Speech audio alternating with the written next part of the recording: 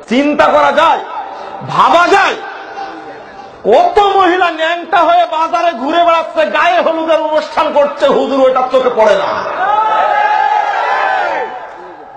ইন্ডিয়ার স্টার জালসা আর এই সমস্ত নগ্ন টিভি চ্যানেলগুলো বাংলাদেশে চালু থাকার কারণে গোটা দেশ ধর্ষণের সর্বরাজ্যে পরিণত হচ্ছে।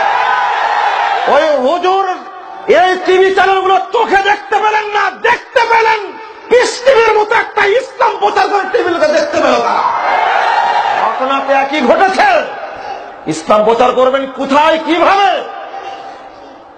সালাতের পার্থক্য খুঁজতে গেছে।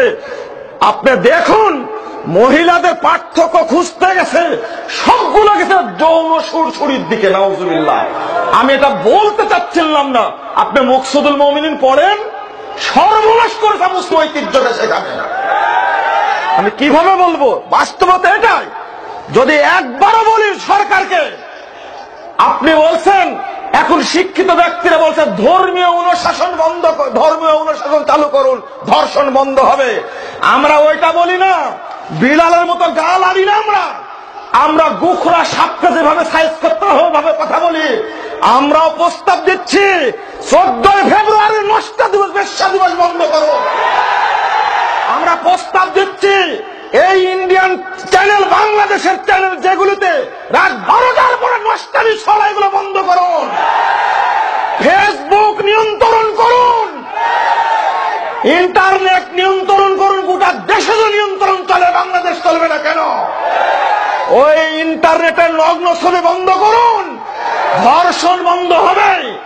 সুন্দরী প্রতিযোগিতার মতো নষ্ট প্রতিযোগিতা বন্ধ করুন বাংলাদেশে। বাংলাদেশে পহেলা ফাল্গুনের মতো নষ্ট প্রতিযোগিতা বন্ধ করুন। 31st নাইটের এই বলগাহীন নগ্নতা বন্ধ করুন, ধর্ষণ বন্ধ হবে ইনশাআল্লাহ। যে সমস্ত হোটেলগুলোতে নারী ব্যবসা চলে, যে সমস্ত সিনেমা হলে একেবারে নগ্ন উলঙ্গ ছবি দেখা হয়, ওই ছবিগুলো বন্ধ করুন, সিডি বন্ধ করুন, ল্যাবকে লাগিয়ে দিন, পুলিশকে লাগিয়ে দিন। বন্ধ হবে মানে ধর্ষণ বন্ধ হবেই হবে ইনশাআল্লাহ। এটা কোনো সন্দেহ নেই।